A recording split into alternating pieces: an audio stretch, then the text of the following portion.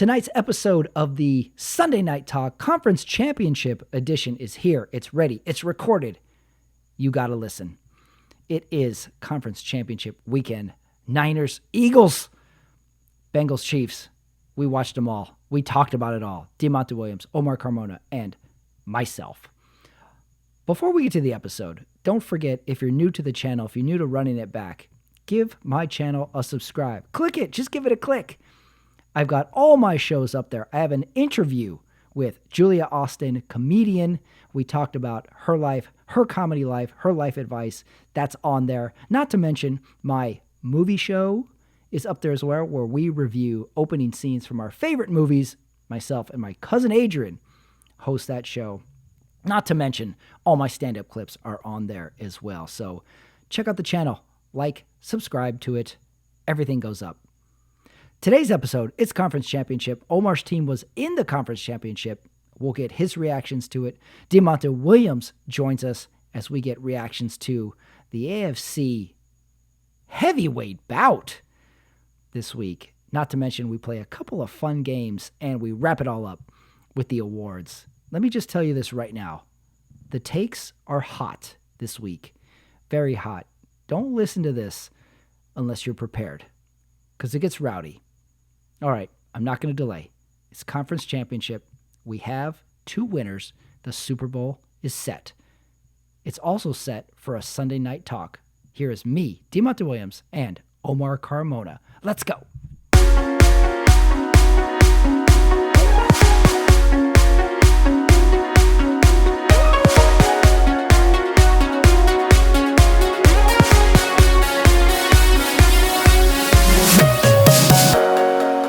All right, it is Sunday night, 7:32 West Coast time.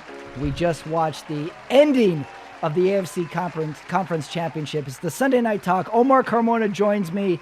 Demonte Williams joining us for this playoff edition. Gentlemen, how is everybody? Most importantly, Omar, how are you doing? We were nervous about you earlier today. My guys got their butts kicked, plain and simple. It was an ass whooping. The better team won. The Niners were not prepared to play that Eagles team. Hats off to Philadelphia. That was a great win. No. I'm not gonna blame it on Purdy either. I think you have to. I think Purdy, even in there, I'm not sure that we beat the Eagles still. So no, you guys have a way better shot, and you guys kept it close even when Purdy went down. It was tied 7-7 for until right before halftime, and then that's when they kind of blew up on you guys. But no, you guys make that more of a competitive game. You guys are in there if you have Purdy. Josh Johnson, get out of here with that guy. Yeah. It was difficult. It was difficult. Blame it on Purdy. That's how these games go in the Conference Championship playoff round. The playoffs? Yes. So before we get into the game, it's weird. The better of the two games was obviously the AFC game. I think I have more thoughts on the NFC game, though. Just really? Looking at my notes, I have just thoughts. The better game, and there's certainly topics to discuss in the AFC. But I had a lot of weird thoughts in that NFC game. I think it could have went a couple of different ways, but we'll get into it. So it's Sunday night, the Sunday Night Talk. Omar's in his bathrobe. You're in an oddly good mood, considering you went full radio silent on me like you always do all Sunday. You don't respond to texts. I don't know what's going on with you. But he learned some grace. He learned some grace from me. That's what he learned. Demonte turned this into a compliment for himself on this one. No, you just. I still like to watch my team in silence. I like to enjoy a football game, not really carry on with conversations, anything like that. I mean, I'm intense when I watch the team I root for, but the bottom line is, again, we got our butts kicked.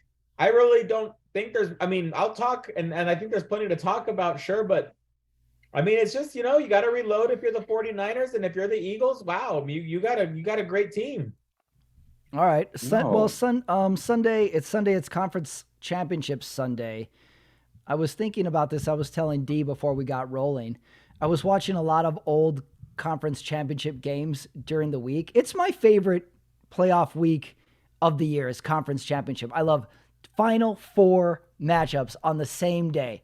I love how you build it up. You watch one game, that game ends, and then like 35 minutes later, you watch the second game.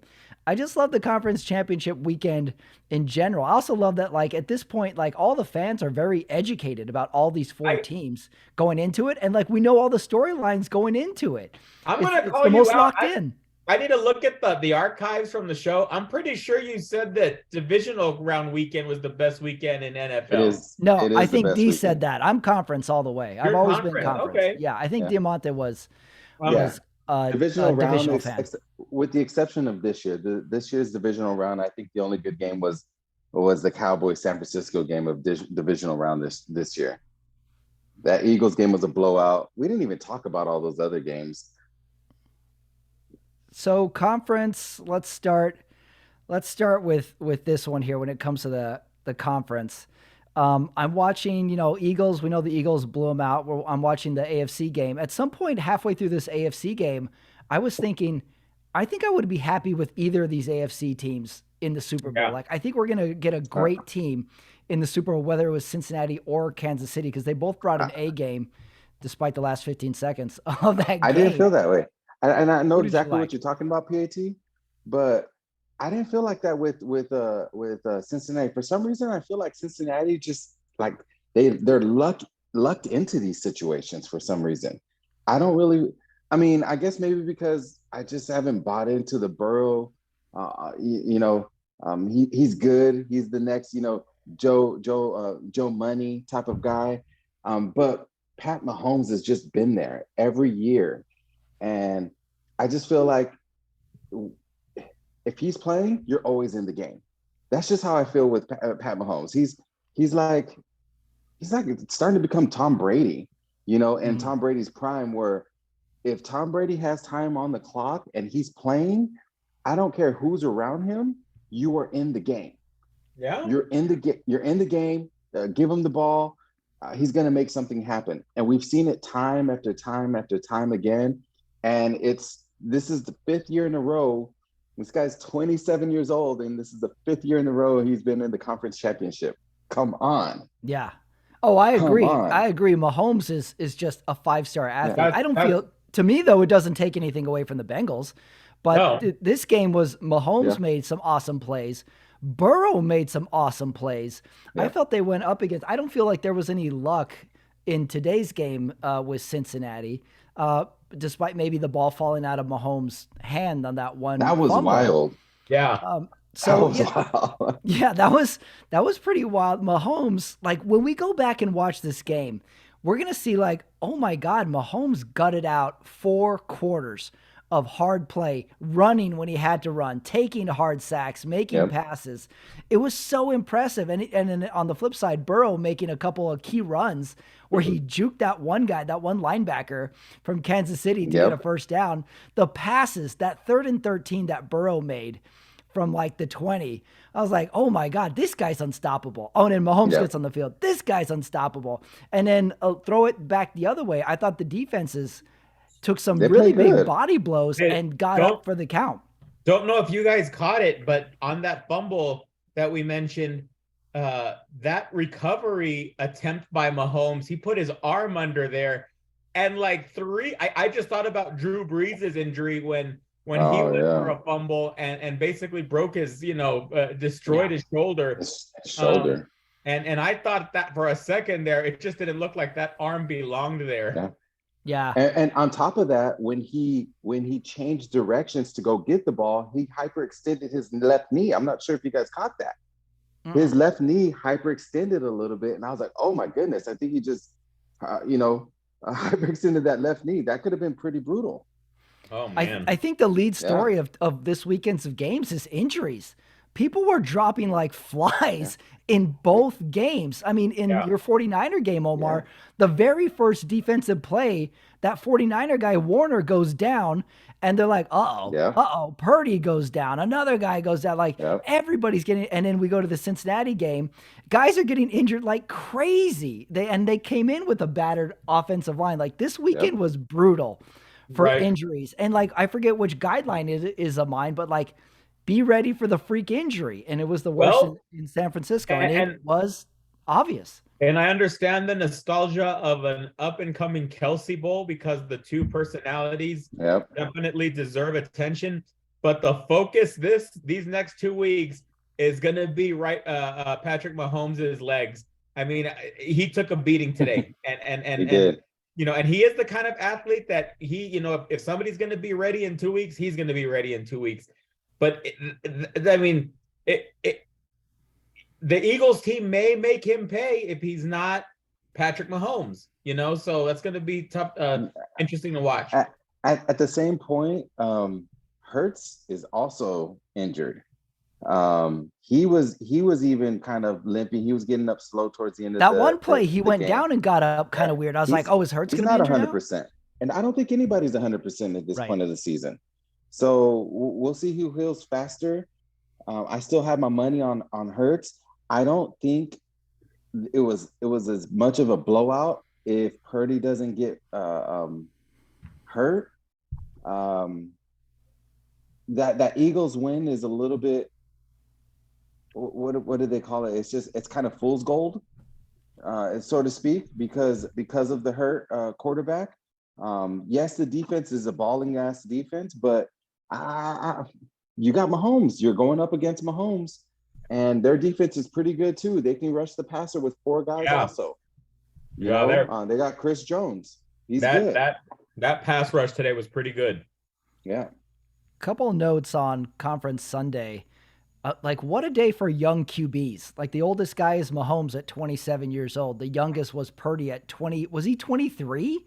23. 23 years old. We have all these young quarterbacks just taking the mantle from the veterans. And they're all good. Like, none of these quarterbacks are there accidentally. They've all proven themselves. And the least one being Purdy because he's 7-0. If you're Justin Herbert, like, are you thinking like in San Diego, well, I got to go against Lamar Jackson, Josh Allen, Joe Burrow, Patrick Mahomes? I may never get there. That is almost an insurmountable mountain, You left out Matt Ryan. Oh, wait, no, you didn't. I just got an alert that the Super Bowl opened up as a pick'em game. Really? Well, that'll change, but yeah. Hey, who do we think? I mean, we got 2 weeks. We got 2 weeks, but it opens up as a pick'em. Is it? Yeah, off the top of our heads, who do we like in that Super Bowl? I think I got to go KC by 1 or 2. I got to go KC. With Mahomes, I think he's got the experience, and so I'm gonna go Mahomes. But we'll see what happens. Okay, I agree. D, who you picking right now? The game just ended. KC and Philly. So a couple weeks ago, I said, 2 weeks ago, I said the winner of the Cowboys 49ers game was going to win the Super Bowl. Obviously, neither one of those guys made it. We had a freak accident. So I'm definitely not picking the Eagles. It's Mahomes all the way, the Texas boy, the Whataburger guy. All 3 of us in agreement. The Whataburger guy. That's what we and I'm going to refer to the Kansas City Chiefs. Yep. I'm going to refer to the Kansas City Chiefs as the Dallas Texans for the next week, 2 weeks. Oh, you can. Right? Because Lamar Hunt, the owner of the Chiefs, I can't believe he still lives in Dallas. And I'm gonna mute your microphone. This is ridiculous. Even though I'm kind of jealous that I didn't think of this idea. Unbelievable. I should have claimed the 49ers because they're Bay Area and Raiders used to play in Oakland. This is a good one. Oh my God. That's great. What's your go-to Whataburger order, D? Oh man. A number 5, which is a bacon cheeseburger. Yep, mine too. Grilled onions and grilled jalapenos. Oh my God. That sounds great. Yes, sir. Well, onion rings too. Onion rings. I do too. Onion ring. Wow, look at this. We're bringing fans together over Whataburger. I got a couple more points on Conference Sunday. Where do you guys stand? Every year they say this, and I always have a second thought on this. You know how the referees for the playoffs do an all-star crew to ref the games? Sure. Does that ever sound weird to you? Like, what if we did an all-star team for the playoffs? That's like for a football team. I never understood why they do an all-star referee crew. You work with the same crew all year long. You can anticipate each other's moves and calls. You work well together. And then they just do an all-star crew. And as we saw in many of these, like many calls, like just spotting the ball, all the penalties, like penalties and refereeing is so important. Are you ever irked by the all-star crew like I am, or am I acting crazy? Did they do that this year? I believe they've done it every year. Yeah, because I know that was in the past, but I feel like they actually brought the whole crews with them this time. I don't believe so, but I know for sure because they made a point of saying it was an all-star crew because I listened to way too much sports radio and they had the percentages of which referee calls the most interference calls, who's called the least. And one of them had called the least in the league all year. So it was a point of to address that, like, oh, this guy doesn't throw a lot of pass interference penalties. So the all-star crew, is it weird to you or do you think that is actually a good thing, D? I think that's a good thing. I mean, you want the best of the best. You want the best of the best out there. You know, these games are the most important games, and it shouldn't be the referees that are deciding it in the first place. You see a lot of calls go uncalled unless they're just blatant. But there was a weird.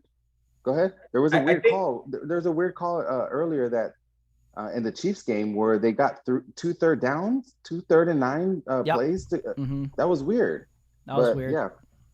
I think it's one of those things where you got to look at the individuals who made the least mistakes in the biggest times. And that's got to be that's how you get to referee. In my opinion, I mean, I don't know. I can't say this, but I'd imagine that's got to be the most important part, right? I mean, who makes the least mistakes in the biggest moments? Yeah. So maybe an individual performance can carry over into a crew, you're saying. Right. But it's kind of like picking a jury, huh, Omar? Oh, yeah. A jury of refs. Yeah. No science behind it. Just hope for the best. Just don't say you don't like black people. You're all good if you don't say that. We'll save that for another podcast. What are you talking about? Let's go with that right now. That podcast is out. I'm not going there. We're all going to be wearing bathrobes. I got another thought. I want, because we both watched both games. I saw a very stark difference between the Greg Olson, Kevin Burkhardt commentating and the Tony Romo, Jim Nantz commentating. Both were fine to me, except Tony Romo, Jim Nantz have way more energy. I almost fell asleep to Greg Olson and Kevin Burkhardt. Yeah. I didn't get it. Like, are they the Fox number one? I guess they are. And which leads me to my next question. The Super Bowl is on Fox this year. Are they announcing that game? Do we know? I'd imagine they're number one. I mean, if you get the conference championship game, I mean, that tells me you're number one. But you're right. Greg Olson's a very intelligent play caller. So it's not for incompetence or anything like that. I'm just thinking that his chemistry, with Burkhardt, it just doesn't seem to mesh well. And I don't think 1 year. And it's only 1 year. I mean, I guess they are still trying to find their identity, and they got to get a mulligan, in my opinion, and they need another chance. Yeah. But yeah, it doesn't have the same energy that Tony Romo does, obviously, with Jim Nantz. Yeah, they were commenting on that game like it was an early game in October. Like the game wasn't competitive, I get it, but yeah, I was like, is this a conference championship game? I like their commentating, it was fine, but the energy was different, was starkly different than Romo and Nantz. Romo was like, this is like Jordan in 92, Jim. This is like, he didn't like Drexler. that was unreal. I was taken aback because I geeked out big time because the way he told that story was so nostalgic and like you just thought it was like you were talking to one of your buddies about growing up and watching a sports game. And I appreciate Tony Romo for that. He was awesome. Yeah, I yeah. also That was a think good that analogy. I like how Romo negs Jim Nance. Like Jim Nance will say, like, okay, it's 4th and 6. You got to go for it here, right? And Tony Romo will be like, not really, Jim. He'll just Yeah. tell him no, but he won't say it in a mean way. He'll say it in a good way. Like their pairing is good. It's pretty funny. So that I noticed a difference. And then I'm thinking like, well, the Super Bowl's not on Fox, I bet. And I look it up, and sure enough, Yeah. it's on Fox. So maybe Greg Olson and Kevin Burkhardt have 2 weeks to spice it up a little bit. Just a little like excitement. That's all I wanted. Just some excitement to it. I saw a report that Greg Olson may be a little bit nervous for Tom Brady to retire because he's about to get his number one taken over. That might Because be, yeah. Yep, because Tom Brady's is signed with Fox for some reason That's already. true. Yeah. That's true. Yep. So, but I think this is his first or second year actually commentating there, and no, Olson's done it for a few years. Yeah, he's been there a couple years, but even when Olson Fox was lost playing, a lot. When Olson was playing, and when he'd be hurt on weeks he'd be hurt, he'd work with the crew. Yep. Oh. But the Fox lost a lot when they lost Joe Buck and Aikman. They lost a lot because that was number one. They had good chemistry. Aikman's awesome. Joe Buck has that dry but excitement. And he's even awesome calling baseball games. Joe Buck is, you know? So they lost we a lot definitely when they have come that. to expect Buck and Aikman for those big games. You know, we like Troy Aikman. Joe Buck is like the broadcaster personality. I just loved when Randy Moss mooned the crowd and Joe Buck was like, "That's disgusting." He was so offended by it. Classic. So for the Super Bowl, we might have a Greg Olson Burkhardt commentating crew. Like what? Just like maybe throw in one more person in the booth. Just give me a third. Hold on, PAT. Before we go there, we got to do an over/under on how many times Greg Olson references his time in the Super Bowl with Carolina. Oh yeah, he did say that a couple of times. Like when I was in the Super Bowl, like when I was Oh, okay. I'd go 7.5. Give me the over on 7.5. Yeah, I'd go for it. Take me up on that bet.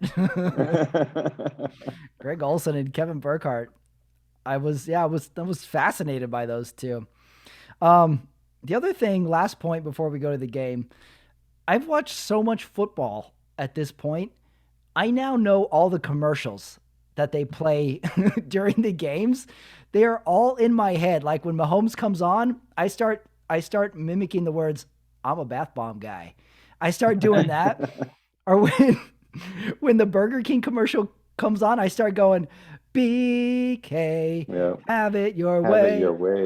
I know all the commercials at this point. Yeah. Are you like me? They're just burned into your head. I know everything about these commercials. That's unbelievable. Pretty cool. That's pretty cool. Every time they're the same. They're the same. What I did like though, and I call the kids, being, and I'm sure Omar can attest to this, having kids and everything. What was super cool was seeing that Super Mario Brothers that trailer. Movie looks great. That looks awesome. That was great. That Super Mario Brothers trailer was awesome looking, man. And I called the kiddos out. I had to replay it for them. That was cool. I was all in on that Oppenheimer movie preview. I was like, fuck yeah, I want to watch that right now. That could be good too. That looks really, really good. Also, it brings me back to like the Super Bowl time to like release an awesome movie preview where you're like, what the hell? That's coming out this summer? I can't wait for that. So I'm pumped for new commercials. Yes. Better ingredients, better pizza, Papa John's. That's just going to be on my Christmas card. Are they still? I thought. First of all, I thought the NFL cut them. No, please. The NFL cut a deal with a sponsor. Dino, it's not the NFL. I know. No, I thought they cut that. They cut the sponsorship with them because of for some reason a couple years ago. I don't even remember. Yeah, because of Papa John. Papa John's voted out Papa John as the CEO. If I remember the story right. Yeah. Because he was quoting someone else who said the N-word and they fired him. we live in a crazy world, D, but the man makes a good pizza. Actually, I don't even know. I haven't had Papa John's in a long time. I'm more of a Domino's guy, to be honest. I like Domino's. Me too. What were you eating right now, Omar? What kind of pizza? Pizza joint. Yeah. Pizza joint, local. Yeah. Oh wow, local. Omar's eating pizza in his bathroom. Good. Wow. Any more thoughts on conference weekend before we start with the game? That's it. No, other than you shut us out all day long, Omar. Didn't respond to any texts, not answering anything. I wouldn't either. I mean, as soon as that all happened in the first quarter, I wouldn't be responding either. But I think it was going to be a tough day anyways. But I think he could have done enough to keep that game competitive than what it was. If it was the quarterback, I think it was still would have been a loss for San Francisco. I called it earlier in the week, right? I said it was Philly was going to run these guys out of the gym, right, out of the stadium. But the defense was up to task, and good luck to San Francisco finding a replacement because he's going to the Houston Texans for sure. For sure. Yeah. So who's going to Houston, Texas on San Francisco? D'Amico Ryans. Oh, right. Yep. Okay. Mm-hmm. So all right. Well, let's go to that game then. San Francisco at Philly. I listened to sports radio all week, and then in the first offensive series of San Francisco, throw it all out the window because Purdy gets hurt on the first offensive series on that pass that's ruled a clear recovery. First to start, where do you stand on the clear recovery? Where they call it a incomplete pass, and then they look at it and they say like, okay, it was a fumble, and this team recovered it, even though we blew the whistle. I don't like the clear recovery rule because you blew the whistle. Inherently, some players hear a whistle and stop playing. Right. So I don't know where you stand on the clear recovery. It seems like we could tweak that. When the ball's on the ground, these guys have already been conditioned to keep playing. So I don't think that I see what you're saying. I get that, but we're also training them to play to the whistle. And if a whistle is blown, but if the ball's on the ground, the ball's alive, it looks live. They're trained also to keep going and to scoop up that ball so they can have the clear recovery. They know this. My problem is with all the ticky-tack roughness penalties in the league. I mean, I think once you call the whistle, it's got to be dead because too many guys, they do a little extra after the whistle, and they claim it was before, and that's a personal foul, 15 yards. But we're talking about two different things, Omar. You're talking about somebody possessing the ball and getting hit, and then you're talking about a ball being live in the air and nobody possessing it and people still going. Two different scenarios.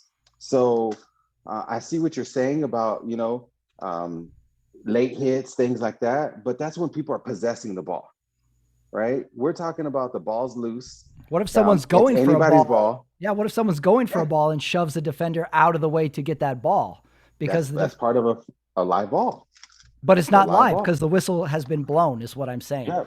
But then when they go back and review it, they'll take away that penalty if they did call a penalty. What about the injury? What if he's injured on the play? You can't take away an injury. It just seems like we're trying to go back in time. It's just the clear recovery is just make the call, get the call right on the field is what I'm saying. And if you don't get it right, then you have to live with it. The clear recovery is very strange to me. They're like, well, we blew it, but this team got the ball. So what were to happen if that defender picked it up, maybe took a step with the ball, okay? Obviously the whistle's gone off, gets blasted by an offensive player. Yeah. He fumbles the ball, and then the offensive team recovers it back. I mean, wait, hold on. You just broke the space-time continuum. I don't know if you broke the speed of light, and now the universe is imploding. That's a very good question. What if? See, we're never going to answer these questions. I feel like the clear recovery. We're like, sounds a good idea, and then we didn't think beyond that topic, and then we're just like, sounds good. All right, well, let's talk Brock Purdy. He goes out on the first series. It seems like he got some nerve damage or something.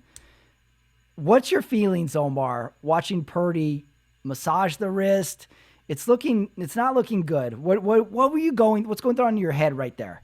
I'm just not good. I just knew when I saw that them really cover that wrist up and how big that whatever he had on there was, and it was like a tissue box around his hand. Yeah. I just knew wasn't good, and I knew that he'd be out there. He demonstrated a whole lot during the win streak, but he couldn't go. Things were terrible when I see Christian McCaffrey looking for a helmet that has the mic inside. Yeah, we had that later in the game too. It was So, it was wild. So this guy Josh Johnson comes in, a 10-year veteran. Number one, have you ever heard of this guy?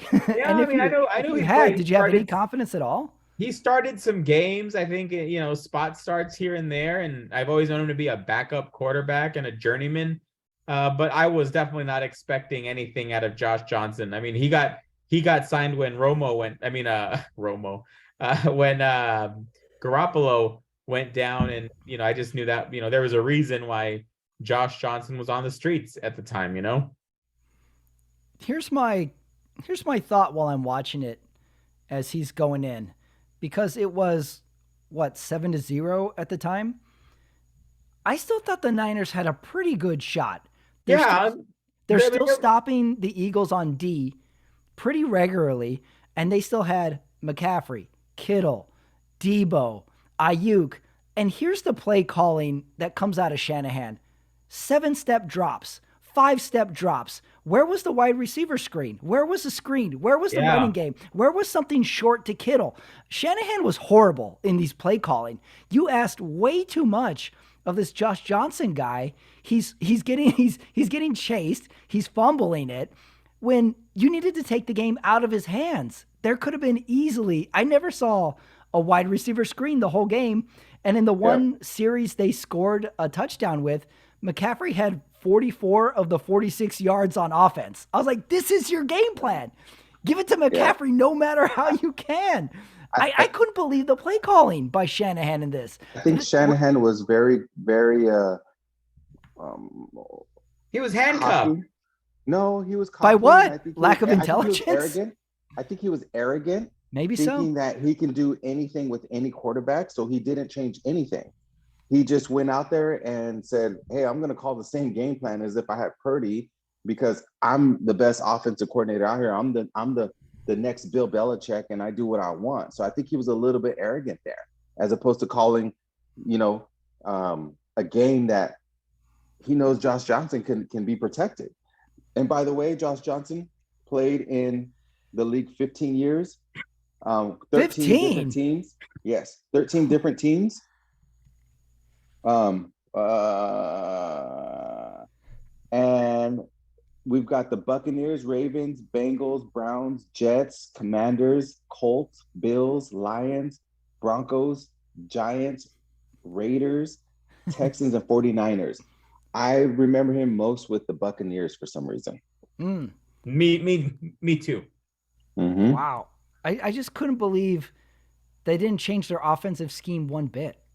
Yeah. I didn't get that at all. Arrogance. Is that the only thing we can think of is that he was like, no, we'll just keep doing what we're doing. I've done it with 4 quarterbacks so far. He got his guy blown up. He got his guy blown up on the first play action, his first play action bootleg. His guy just got completely blown up, like as if nobody knew what was happening. Yeah. Right. And then it was ironic that Josh Johnson actually goes out of the game on a play almost identical to Brock Purdy. He gets hit taking his arm back, and he gets hit in the upper body and then gets his head slammed back there. And then all that being said, this just goes to probably not having a lot of reps during the week. They're going into halftime, and it's 14-7. The Niners have the ball. They get a first down. The very next play, Josh Johnson fumbles the snap, and they lose possession.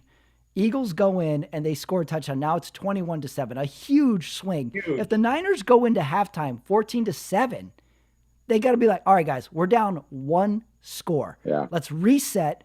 We're still in this game. If they scored a field goal, 14-10, or somehow tied the game up, you would have went in there feeling so much better. Instead, it's a nightmare.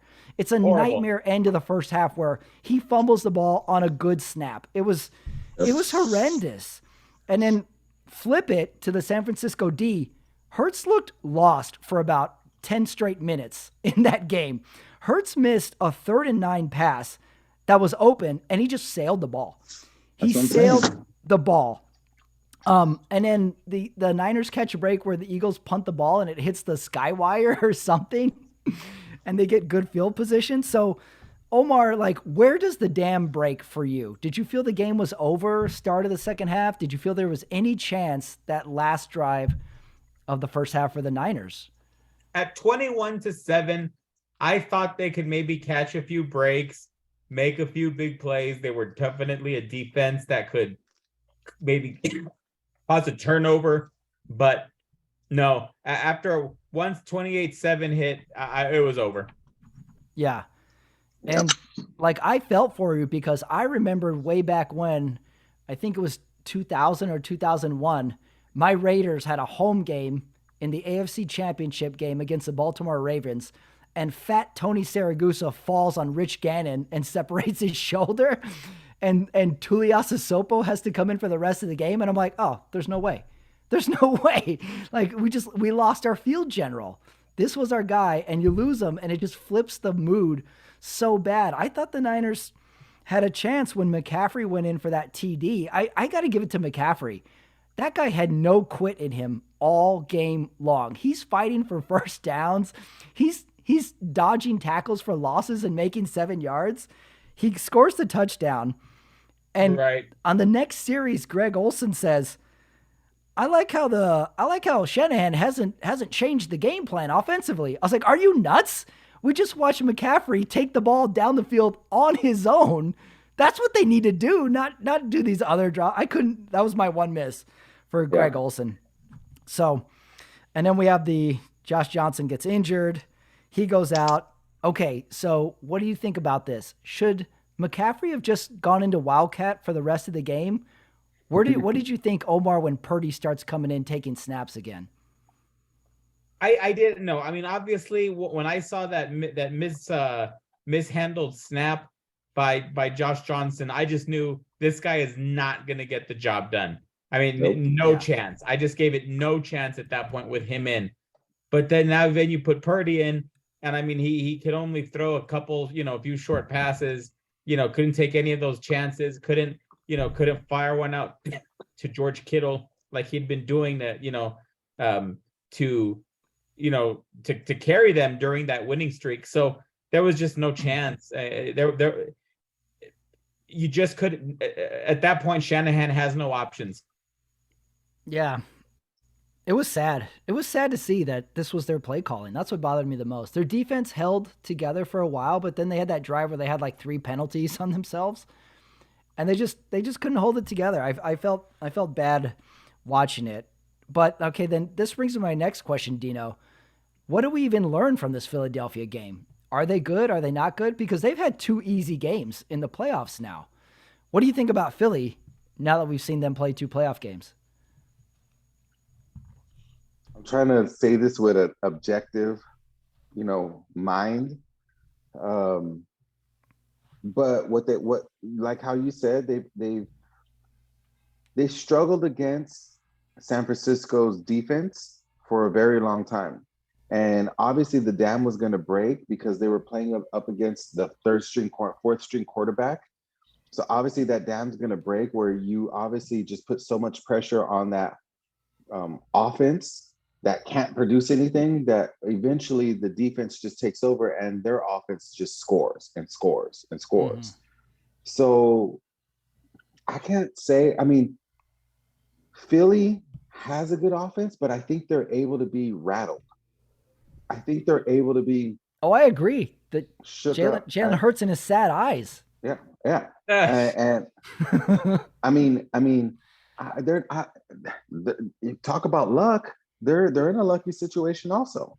They played the Giants. Seriously, they played the Giants for the 3rd time and blew them up, and then they played, Purdy and knocked them out in the second or second series, and then they're playing against the 4th stringer at that point. Mm-hmm.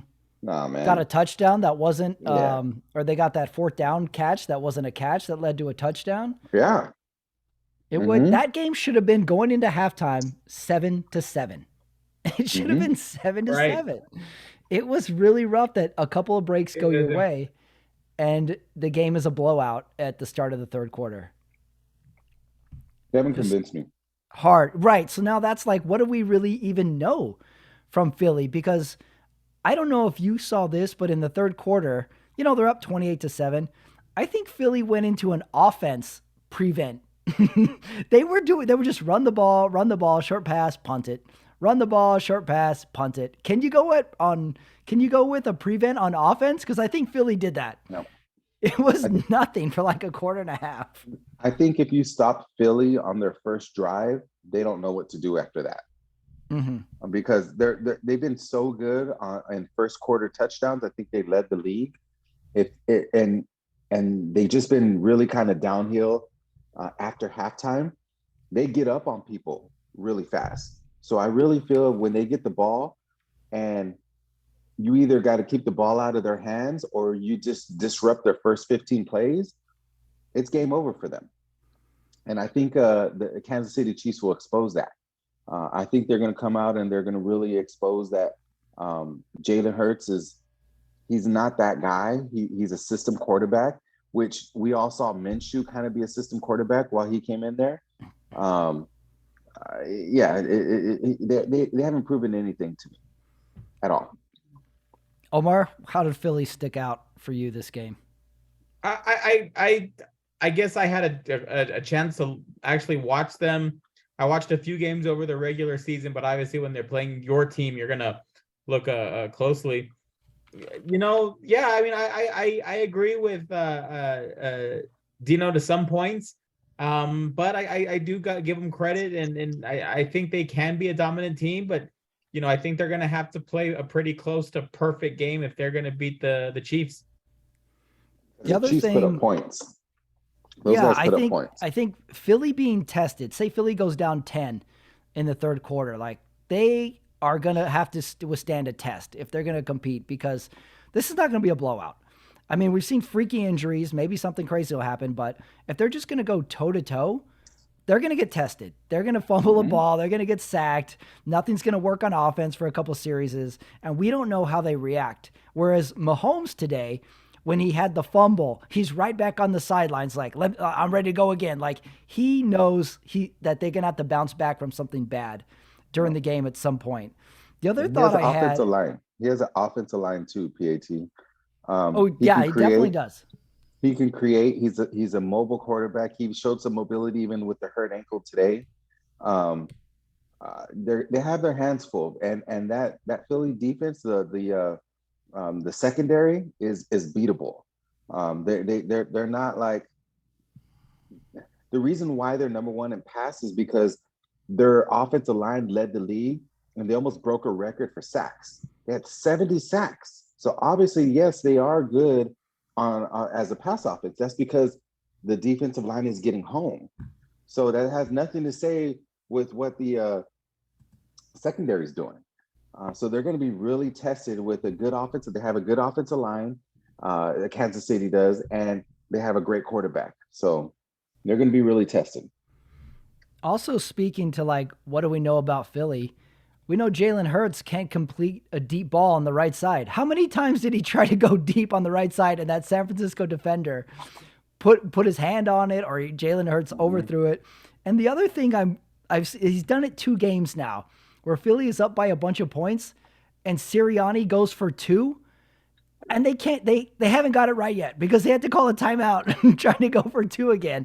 I'm like, what are you doing, Sirianni? Yeah. You can't get this play in. Stop messing around. You're going to give yourself bad mojo. Yeah. I will say this. I do think Brown and Smith playing, at the edges. Wow. I mean, that's a pretty good receiving unit right there.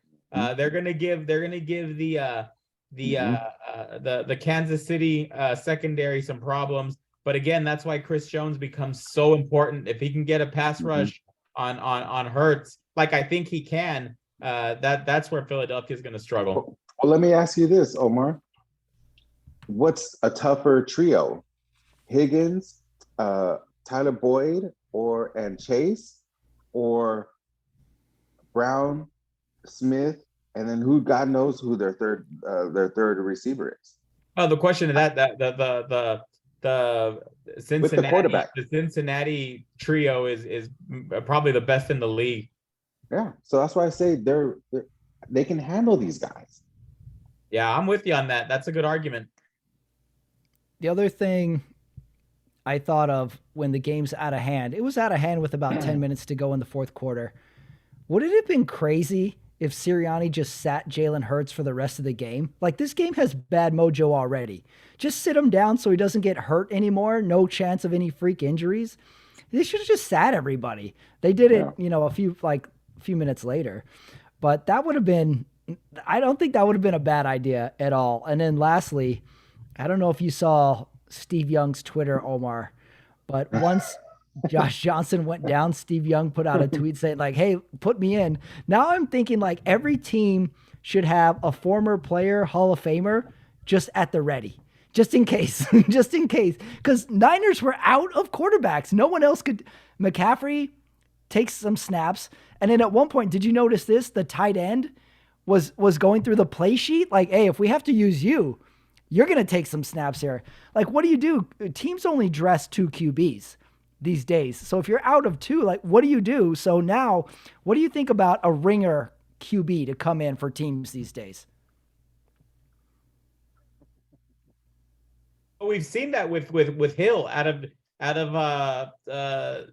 New Orleans, but he's so dynamic, and that's where he shines. I don't think you can find many dynamic players like that you can cultivate as your third emergency quarterback.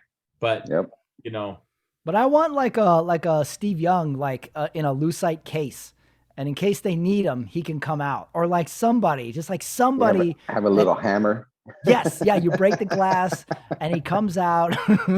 Just somebody to take snaps who can still throw a ball, because I was nervous. I'm like, who can they find? But go ahead, Omar. Like Brett Favre, you'd have to explain to Brett Favre that, hey, we're gonna put you back, okay? Like, this is not permanent, okay?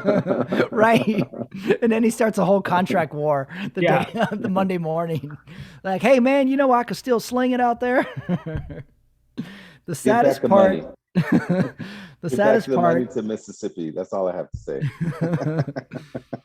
Well, you got to find the right. You got to pull him off the volleyball court. It's like, hey, Brett Favre, we need you, and he just goes in. The saddest part. I don't mean to rub it in, Omar, but the play where McCaffrey tried to do like a halfback pass. Oh. And he throws it. He kind of throws it away because no one was there. And the ball bounces to John Lynch on the sideline, and John Lynch just sort of kicks the ball out of the way. I was like, God damn, this is sad. This is not the way this game was supposed to go. Yeah. Brutal. Okay, so now, how do you feel about the Niners and going into the offseason now? Now we got to talk coach, quarterback, who's healthy. Go ahead. You reload, and then bottom line is a lot's going to depend on first things first. How healthy is Trey Lance? He's going to have to go through some workouts because seriously, what you got to know what you open up the quarterback competition in the offseason. Yeah, but seriously, like, you want Trey Lance still? No, I'm saying you don't, but you have to work him out because you have to know what value you're going to be able to get for him in a potential trade. And not much.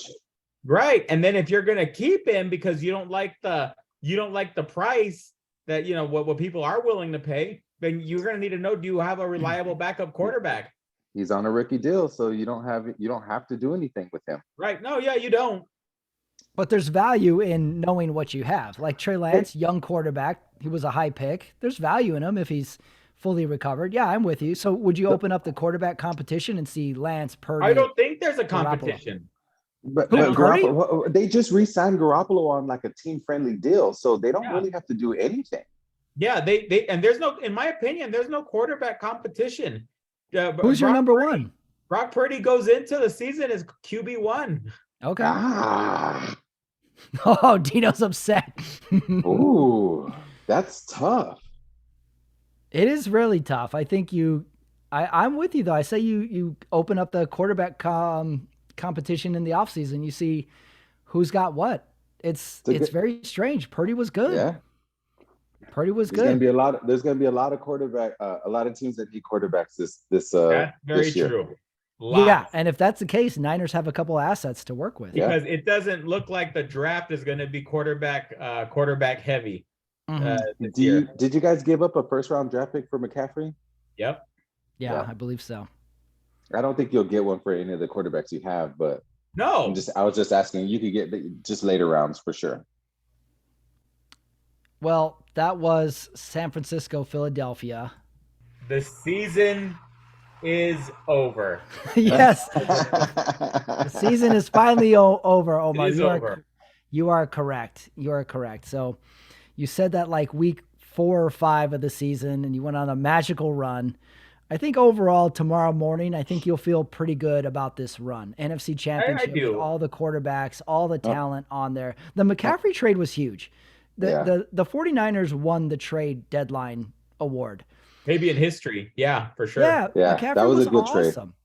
That was they a good have trade. so many offensive weapons, and their defense is good. It was just a serious mess of, I guess, freak accidents, injuries, and then just coaching brain farts.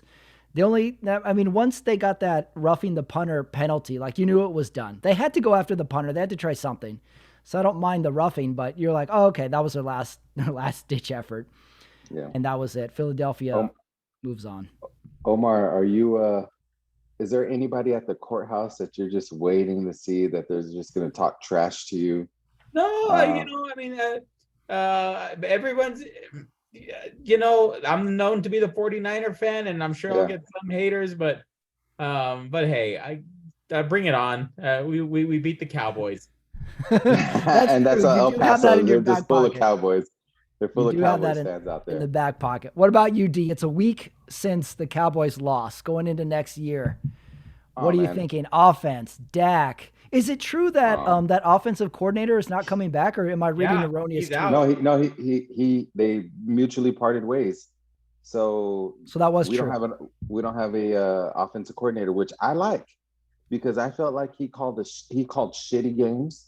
He didn't adjust to the games that he was calling. And I really think that he's running when he should be passing, and he's passing when he should be running. It was time for Boy Wonder to be out of there, so to speak. But I'm okay with it. I'm okay with what's happening over there. Okay, very philosophical. Let's go to the late game. Kansas City or Cincinnati at Kansas City. Great game. Well, I left the 49er game. Diamante, not only that, we are in a territory of, this is now the first great rivalry since the Patriots-Colts, maybe? Is this the first great rivalry since the 90s Cowboys-Niners? Are we talking about the 70s Steelers-Raiders type? Just something like that. Those Browns-Broncos game slugfest. It's one of those rivalries that it's going to get good, and it's been great so far. And it is exciting. It is very exciting to see what that rivalry is going to mean to the league. Yeah, throw in a Josh Allen too. You're seeing it on both sides, because quietly the Cowboys and 49ers are building a little rivalry again. Yeah. The Phillies trying to throw themselves in the mix, but that's always a Cowboy Philly type of thing. But yeah, I'm excited. And that's kind of like the top 3 are 49ers, Cowboys, Philly, and the top 3 on the AFC right now is the Bills, the Bengals, and the Chiefs. So I'm excited about this. I'm excited about everybody's young. They have too. the quarterbacks. They've got the quarterbacks. It's awesome. We've got the defenses. You know what I mean? Have you guys paid attention to that? Like the difference of the leagues, kind of like in baseball, you can see the different styles of play in baseball, right? For the different leagues, and the NFL, you see that also. We're more of a defensive heavy type of league these days. Less on the quarterback. That side, it's more of the offense, heavy on the quarterback, and receiver type of league. So we're running the ball, NFC side. It's so cool to see how the differences of leagues are how they're running right now. Super cool to pay attention to that. I can't believe you brought up baseball on the show, D. How could you? Sorry. He's going Baseball Tony season about to Romo. start. He's going Tony Romo. Yeah, man. Well, And you're very I you're live very in Houston, excitable. the I like that. Astros, the Astros just won the World Series, and it's baseball season. And All right, I'm going to cut your mic weeks. twice on this show, D. The Astros. Stop your Astros nonsense. As someone who lived through the Lance era, like, we can't bring up no Astros. What do you mean? They got caught cheating and they're still winning. You can't deny that. We can go hard on this topic. They got too. caught cheating and they're still winning. Come on, what is it? So what is it? You know what I mean? Like, should they have now? taken away the cheating World Series? No, because everybody's cheating. They're just the ones that got caught. Same thing with Lance. I don't take anything from. I don't seem to remember this argument when it was signal calling stealing from the Patriots or Deflategate Patriots. I think we have a selective memory, D. I don't know. I don't think we were doing I don't know. back then, so you don't have any evidence there. Sir. I know. I'm gonna go through my voicemails. Text messages. I got three notes on this game that are not game related. Listen to this. I watched the pregame because I switched off from the Niner game early, and on the panel, CBS has like 18 people on the panel, and they were all frozen. Phil Simms. I don't know if you saw the pregame. Phil Simms had a hat on. His face was red as can be. His eyes started watering during the pregame. Nice. Then they went to a preview of a movie called Cocaine Bear. I don't know if any of you guys saw the preview. I saw that. That looked interesting. Are we just totally out of ideas, Hollywood? We're totally out of names. Was that real? I thought that was just it's something real. I saw on Twitter. This bear gets coked up and terrorizes people. Yeah. I'm all for it as long as we have the scene where the coked up bear also wants to pitch bad business ideas to the people he's terrorizing. It's like, we got to open up a yogurt shop. It'll work. It'll totally work. And then, of course, Romo bringing in the Jordan reference during the game as well. All right, back to the Kansas City game. Although I could talk Cocaine Bear for the next 35 minutes. Okay, just going to halftime. Start with you, Dino. Who did you think was going to win this game at halftime? I thought the Chiefs were going to end up 6-13 at that time. Yeah, the Bengals kicked a field goal to make it 6-13 right at halftime. Yeah. I really thought that Kansas City had controlled the first half, but they kept getting in the red zone. I think they were in the red zone like 3 times, and they kicked 2 field goals and had 1 touchdown. And it was like, fuck, if you can't put it in the end zone, you're leaving the door open for this guy. It's a red flag. It is a red flag. You're leaving the door open for this guy, Burrow, man. And sure enough, that's exactly true. What it was. Yeah, that's how I felt. Like it was.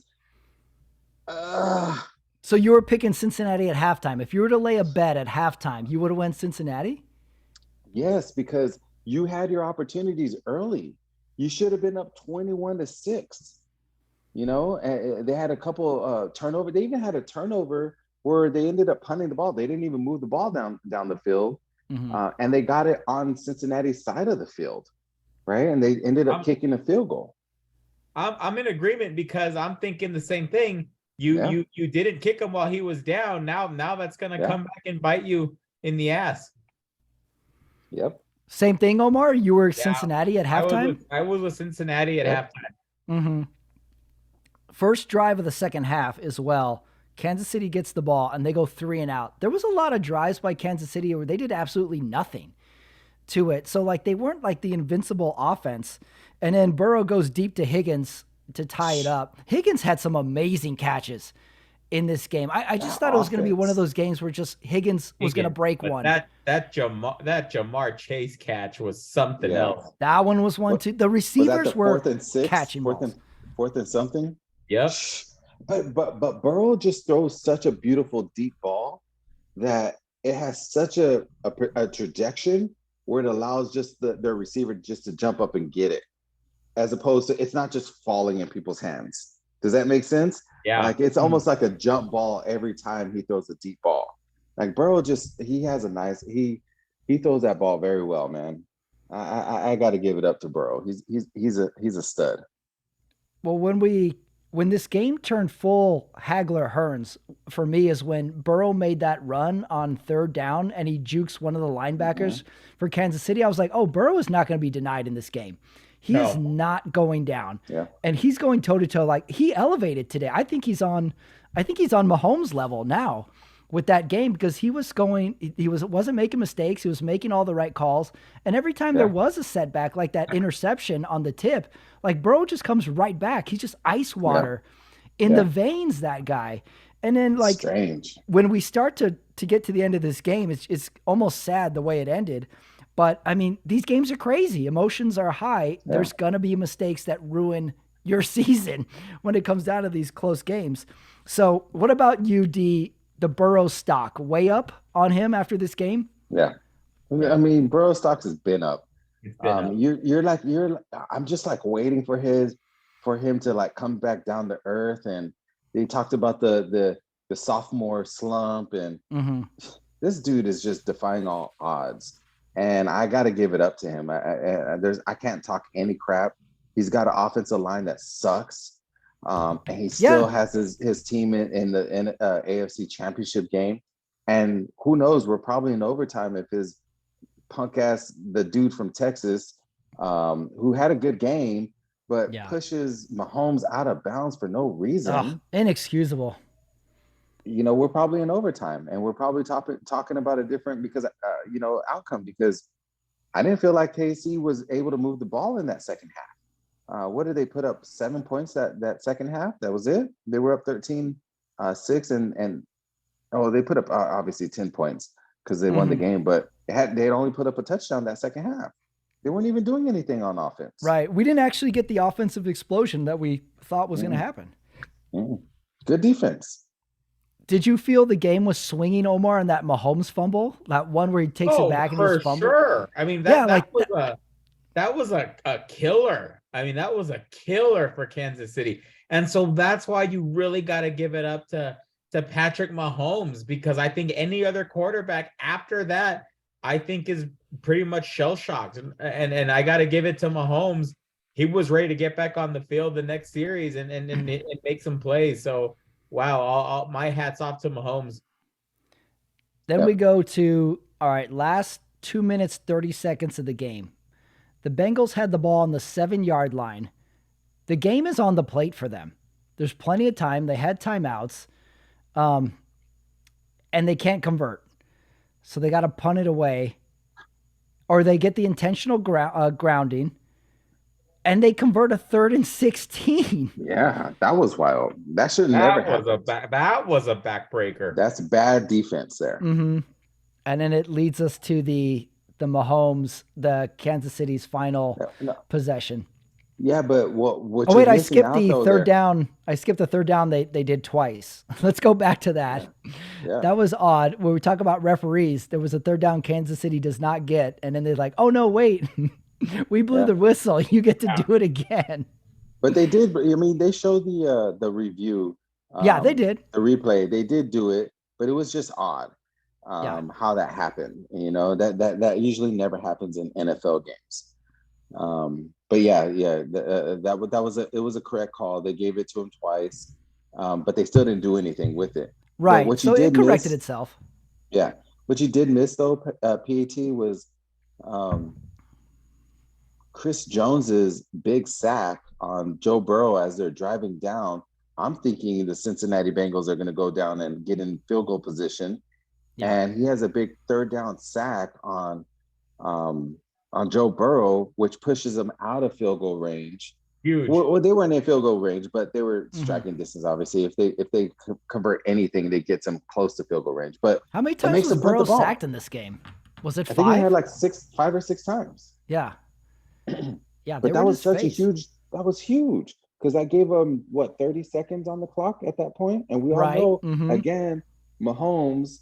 You never feel like you're out of the game with Mahomes. It seemed like I didn't think they used their timeouts that wisely, and it ended up not really mattering. It's almost timeouts don't really matter anymore because they can always get down the field quickly enough. And then we get down to the last drive. Mahomes scrambles. He gets the first down, but the late hit gives them a 45-yard attempt, 15 yards. That's So do the special. math.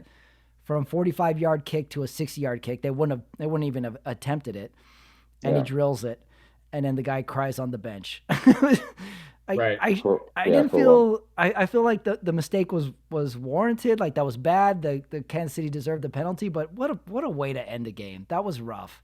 Were you ready for overtime, Omar? Did you think Kansas City was going to get a field goal?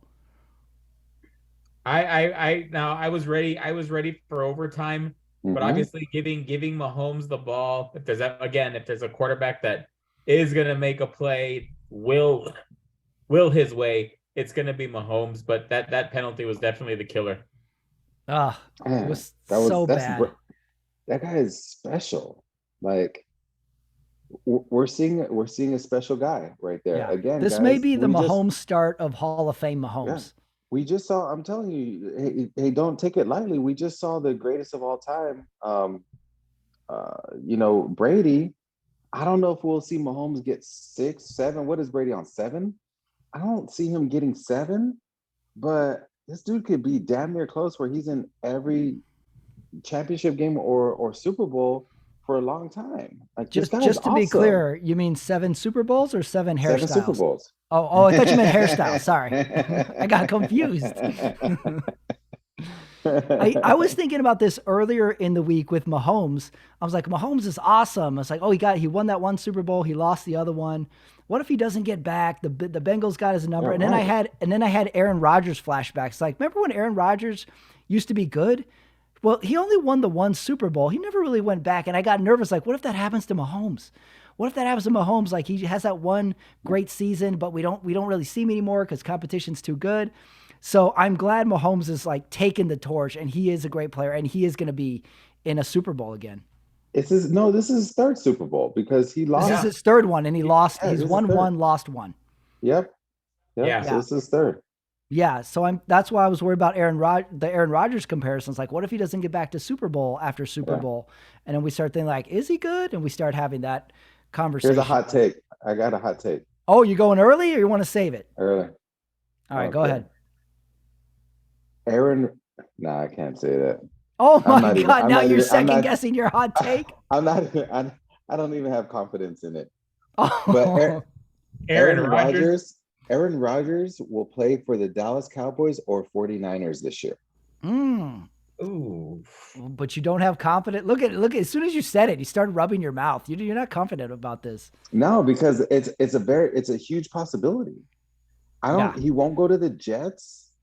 I think he's done with Green Bay. He's not the quarterback of the Green Bay Packers. Yeah, I think he's going to leave Green Bay, according to Twitter. I'd love to see Aaron Rodgers in New York, though, just for the drama of it. He has a decent contract that you can pick up. I say that about the Cowboys because of Mike McCarthy. And I say if you replace Dak with Aaron Rodgers, they win Super Bowls easily. And then wow. Aaron Rodgers this take is getting hotter and hotter. Rides off into the sunset. And same thing with the 49ers. That's another team that he doesn't even have to do much with. He has an offensive line and he has weapons. Which he's never had in Green Bay. So you're not one of these Cowboy fans that would be upset if Aaron Rodgers wore their uniform. No, you don't mind it? Heck no. Win some Super Bowls for me. I don't give a fuck. Oh, okay. Now, if that's true, does Aaron Rodgers go into both jobs, either of the jobs, thinking, I'm going to beat Dak Prescott, I'm going to beat Brock Purdy to be the starter? No, they're trading. They're trading those guys. Oh, trade the guy away. And I wouldn't trade away, but Dak Prescott they have to trade because they can't have both of those. They're trading away, so they're trading away Aaron Rodgers for Dak Prescott, probably like a third rounder or a second rounder, or something like that. But with San Francisco, they don't have to trade away anything. Maybe they trade away Garoppolo. But yes, you go in there. I'm Purdy. You think I have to have a competition with Purdy? I'm liking this already. And then he goes back to Northern Cal, where he's from, right? Or where he went to college ball, where he played college ball. Right. Yeah, I don't think he goes back to Northern Cal looking for his family. That's for sure. That's for sure. Not a family sure. man. Not a family No, man, that Aaron Rodgers. You know, Mahomes, he's the opposite. His family's in the luxury boxes. They act crazy. It doesn't matter. Mahomes loves them anyway. Aaron Rodgers is like, I'm done with you fools. I do my own thing. And then lastly, on Kansas City, Cincinnati, you know I love my post-game interviews. Mahomes is being interviewed on the field by the CBS reporter, and some player runs in, a teammate runs in and puts his arm, and Mahomes is trying his best to thank his Lord and Savior God, and the player interrupts and goes, "Give this man his respect. He deserves respect." I'm like, who's not respecting Mahomes? We all respect Mahomes. Well, and then he leaves, and Mahomes tries to get back to it, and then Kelsey runs in and goes full WWE. And he goes, "To that Cincinnati mayor." I don't know what he says. He's like, "You can shut it." He goes, well, it was here's the great. thing. There were Burrow some had things my this ass. week. There were some things that's this right. week. There were some things this week that came out from the city of Cincinnati, from the Cincinnati locker room, that I'm sure the Chiefs did not appreciate, and that's just the result. It was disrespectful. I think next year's game is going to be fun to watch. I see a very physical game and some fighting at midfield. These teams are not going to be liking each other for years to come. And the beauty of this is they'll play each other in the regular season, and they'll play each other again, hopefully in the playoffs. Right. So, the road is beautiful. The way this is setting up is the road to the Super Bowl is going to be through one of these cities, for years to come. So, hey, and then Kelsey said, "You got to fight for your right to party." Throw out a Beastie Boys reference in his interview. Kelsey is nuts. You got to have that one player who's nuts. I loved it. Oh yeah, Burrow had my ass right in the camera, and then Mahomes goes right back to thanking God. They're the perfect combination. Mahomes is collected and cool, and Kelsey is nuts. Yep. I loved it. All right, we have a Super Bowl, guys. Kansas City and Philadelphia Eagles. Oh, last thought before we go to the game. Any interest in a neutral site game? Say this was a neutral site game, Kansas City and Cincinnati type of thing. No. Would that, I mean, it would have been totally weird. Conference championships have to be played in the higher seed building. That's the whole point. Building. And right, that's the point of having a good record for sure. And that's what makes these buildings so historical and special. Can you imagine the Green Bay Packers as a number 1 seed not playing a championship game in Lambeau? Having to play like in Arizona, that'd be the biggest travesty. No, it's got to be in the building. Yeah, you still like the home field advantage. Love it. We love it. I think there's a world where they do this one day, where like they say like this is a neutral field playoff year, something. No, it would throw off the crowd. They can't do that. Look at all the things they've done already. They can do anything they want. They have. You're right. They split the screen for commercials while the game's still playing. For Christ's sake, they can do it. I'm just saying. I could see a world where they have it. Because say you have a neutral field, the crowd, and then like today, the temperature. The temperature is a big deal too with these games because they're so late in the year. So that would make everything very different. How crazy! I mean, the temperatures were mild in both stadiums today. First of all, no, Kansas City was 10 degrees. Yeah, but that they look like it didn't look like it was a bone chilling 10 degrees like we've seen before. It didn't seem like the weather was. Phil Simms froze to death. Phil Simms went unconscious for 7.5 seconds. That's his old ass, right? He needs to eat some more beef and he get some iron in the system. But no, historically, like, are we seeing, the earth really warming up, right? Are we seeing? This is where we're going with this. This is where we're going because normally, guys, think about it. Like a lot of the times we see this time of the year, these games, unless you're playing on the West Coast, they're cold ass games. You're like some of the coldest games of the year, bone chilling. People are cold. Like we didn't see any of that in Philadelphia or, Kansas City. That's football weather, man. 10 degrees, 15 degrees. That's football weather, man. Yeah, sounds pretty cold to me. It sounds pretty cold. We're from the desert, of course, right? But like normally, guys, like we're seeing snow, we're seeing all kinds of. I think global warming is really out there. I mean, It's been a mild winter this year for a lot of people. I know that. Uh-huh. All right. I don't know where you're going with that one. Let's go to the game. Weather right. wasn't a factor, was where I'm going. You're right. Yeah, it was cold, but I mean Cincinnati's a cold weather team, so it's not like they were disadvantaged. And real quick, back to your note on the neutral and conference game. Could you imagine being the number 1 seed, dominating? You get the number 1 bye, you get the first round bye, you play a home game, and then you go neutral. You say, "Wow, all that effort for one home playoff game." Well, can I offer a rebuttal argument to that, Omar? Yeah. Yes. The Super Bowl is a neutral site game. There's not a home team for the Super Bowl. It's supposed to be that way. Why not? Can we make it supposed to be that way for the conference championship? That would just be the argument that I would make against it. I was like, we've had a neutral site for 50 plus years of the Super Bowl. Or why not can we do a home game for the Super Bowl? That'd be pretty crazy. Who would that be? Philadelphia and Kansas City? Who has the better record? I don't know. I don't care about. No, I don't think it should be a Had home. the same record. It's got to be predetermined. It's got to be predetermined sites. But I would like to see like more stadiums. Ooh, nice. Very nice. That's beautiful. But I would like to see more stadiums host the Super Bowl.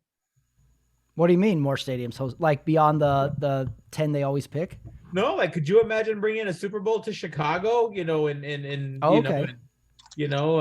know they're going to be a dome. They're going to get a new stadium though. Are they going to renovate, or are they going to get a new stadium? No, I think they're going to get a new stadium out in the suburbs. Right. I also heard that they were even that renovating wasn't off the table either. I think a proposal was made. I don't think it was considered, but I think they're making a proposal. So yes, the NFL will do anything, D. We're forgetting about Bounty Gate. They covered all that shit up. The NFL's fucking crazy. They'll do anything.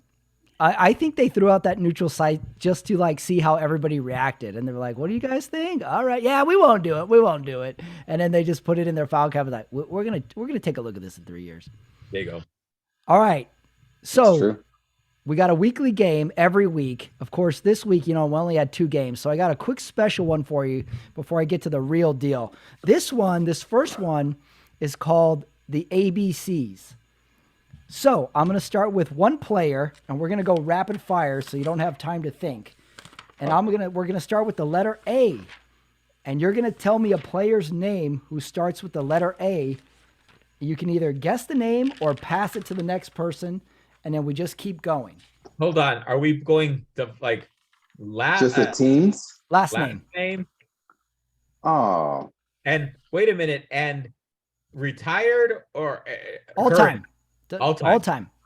And does it have to be the 4 teams that played? No. Any team, any player, any time. Okay, that's easy. Oh, confident, Dino, in this playoffs round of game. All right. Do we get a practice round? No, we're going full in, Omar. In fact, the more time we take, it's the more time you guys have to think. Right. So I flipped a coin before the game, and Omar, you're going to start us off with the letter A, and you can either answer it or pass it to Dino, and I'm going to keep track of your points. So, and you've got 5 seconds. Omar, the letter A. Adams, Devontae. No, Diamante. It's got to be the first B. name. I thought it had to be the first name. No, it's the last name. What's his name? Bell. Fucking our lineman. I'll just go Josh Bell. I don't care. There's a Josh Bell somewhere. I want to remind you said this is going to be easy. All right, Omar, the letter C. Carr. Derek. Diamante, the letter D. Dirk Diggler. I mean, just kidding. Dirk Diggler.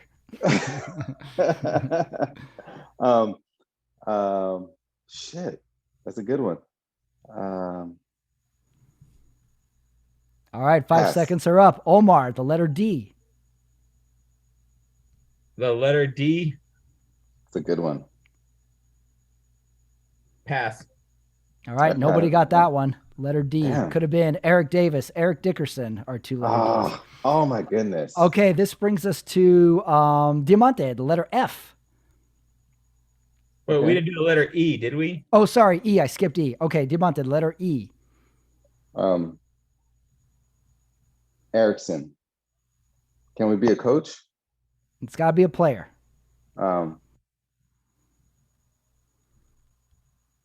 Goes to Omar. Omar, the letter Omar. E. Craig Erickson. He gave me the last name. I know. All right, now the letter F. Diamante. Franco. Oh. Wait, Oh, no, it's that's going to his be the first last name. name. That's his first name. Damn it. You said this was going to be easy. You have 1 point. You have 1 point. All right, Omar, the letter F. Mervin Fernandez. Who the hell Wow. is that? He pull. Patrick knows that one. Yeah, I know what that is. Diamante, the letter G. Come on, get Jimmy on the board here. Garoppolo. There You you got go. it. Okay, Omar, H. Highsmith. Alonzo Highsmith. Jeez, deep pulls. Oh man.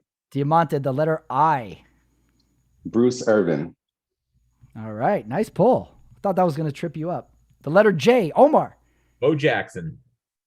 Wow. Diamante, K. Jim Kelly. Nice. Omar, L. Dorsey Levens. Oh, come on, Diamante, you got to catch up. M. Joe Montana. Omar, N. Joe Namath. O. Diamante. All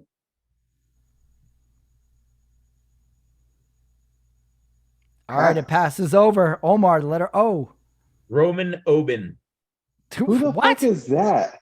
All right, I'm putting Google that. I'm putting a Google, star by Google that. it. I'm checking that You later. Google it. You challenge it? You challenge it? There's a point. All right, come on, Dino. You got to catch up now. The letter P. How about Preston? Omar, the letter P. Dak Prescott. Oh my goodness, I couldn't even think of it. Should have known that. All What's right, wrong with me? this goes to Diamante again. Q. Robert Quinn. Okay, all right. Good pull. Omar, R. Aaron Rodgers. Nice. Diamante, S. OJ Simpson. My Oh. man. I think has he not been banned? We haven't canceled him. I follow him. I follow him on Twitter, man. Look out. Oh, you're the you follow him on Twitter. All right, Omar, T. Y.A. Tittle. Oh, old school. All right, Diamante, U. Brian Urlacher. All right. All right, Omar, this goes to V, the letter V. Oh wow. Pass. Ooh, Omar all right. Vizcaino. Oh, all right. Wait, is he a baseball kicker. player? Oh, he's a He's kicker. a kicker. All right, you caught up there. Let's Gained go. a point. All right, Omar, W. Doug Williams. Okay. That's a good one. All right, Diamante, this one should be worth a ton of points. X. Stevie.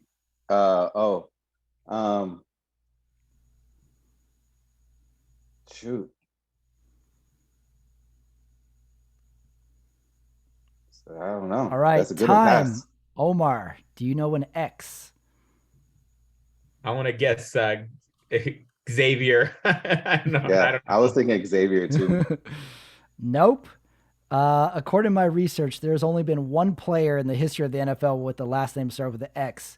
It is somebody who played from 2019 to 2022, O'Shane Zimines, Ximines. I never heard of We him. would never got that. Whose is it? I think it's Diamante's. Y. Steve Young. All right. And Omar, wrap it up. Z. Zimmerman. I'm gonna need a full name.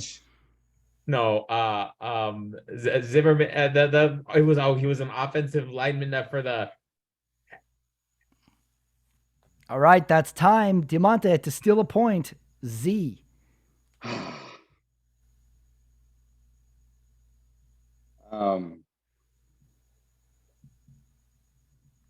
Fuck, I can't think of it right now. Left it out on the table. You could have Who went was it? Scott Zolak, Bailey Zappi, Eric Zaire, or Tony Zendejas. Oh, Zendejas. That'd have been a good one. All right, Omar, you got it by 3 points. Nice round. Nice Good round, Omar. That was my little like practice game though. So here's the real deal. Cool. This is the fun one though. This is a game called Guess That Rant. I'm going to play a clip from a famous coach rant that isn't usually played, and you're going to see if you can guess who says this. All right, so since you won, you're going to start us off for clip number 1. This is a coach rant. However, this is not the one that you know of. So we're going to start with our first one. Tell me if you know what coach this is. Here we go. Here's a recipe for getting your ass kicked. All right? 2 for 13 on third down. That's 15%. All right, Omar, who is that? Wow. Oh man, I just heard this, but no, I'm gonna have to. You go pass. I want to pass this one. It's the Saints ex-coach, Sean Payton. Okay, both of you are wrong. It is Rex Ryan. Rex Ryan. Oh. Here's the entire one. I don't know, turn the ball over 4 times, convert. Here's a recipe for getting your ass kicked. Yeah. I'm All right. surprised you didn't get 2 this for one. 13 on third down. That's 15%. 4 turnovers. A block punt when they rush one guy. And giving up 245 yards rushing. How's that for a recipe? Obviously unacceptable. We got to look at it. Awesome. Starts with the coaches. I've given the players, they're not going to be in on Monday or Tuesday. I like when any coach like shits on his own team too. All right, this goes to, let's see, who's up? Diamante, you get first crack at this one. Here we go. What coach is this? It is more about them than it is about the team. Okay, you look stumped. No, play that again, Pat. It is more about them than it is about the team. That's Mike Tomlin. Incorrect, Diamante. Omar, can you steal it for the first point on the board? It was a Mike, but it was a Mike Singletary. Oh, you got it for 1 point. It That was is. a 49er guy. It is the famous Mike Singletary speech. Here's the whole speech. It is more about them than it is about the team. I cannot play with them. Cannot win with them. Cannot coach with them. Can't do it. I want winners. I want people that want to win. I like a coach speech where they get philosophical. I need winners. Talking about Vernon Davis. Oh, yeah, that's right. Yeah, I remember that. That's right. Okay, third clip. Here we go. I think this Omar. is Diamante's. No, it's Omar. Oh, Omar, you're up. Here we go. Here's the third clip. What coach is this? We played them in preseason. Who the hell takes a third game in the preseason like it's bullshit? Bullshit. All right, Omar, who is this? I'm gonna guess Dennis Green. Oh, you got it for 2 That was a points. good guess. Let's hear the whole thing. This is the famous Dennis Green Monday Night Meltdown. We played them in preseason. Who the hell takes a third game in the preseason like it's Yeah, bullshit? that's right. Bullshit. We played them in the third game. Everybody played 3 quarters. The Bears are who we thought they were. That's why we took the damn field. Now, if you want to crown them, then crown their ass. But they are who we thought they were. And we let them off the I hook. love it. We let him off the hook.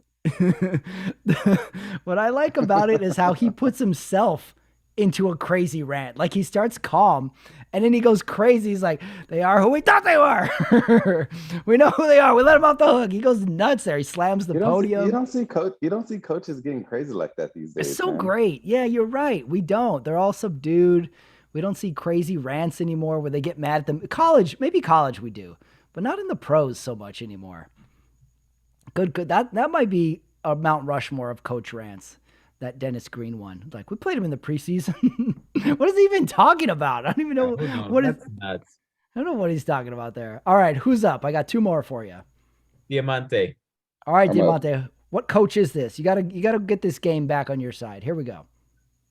We couldn't make a first down. We couldn't run the ball. We didn't try to run the ball. We couldn't complete a pass. We sucked.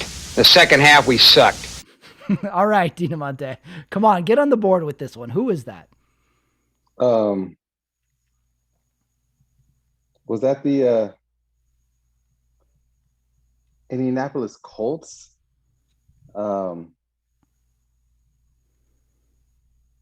What's his name? Come on now, you know this. What is his name? Fuck. Hold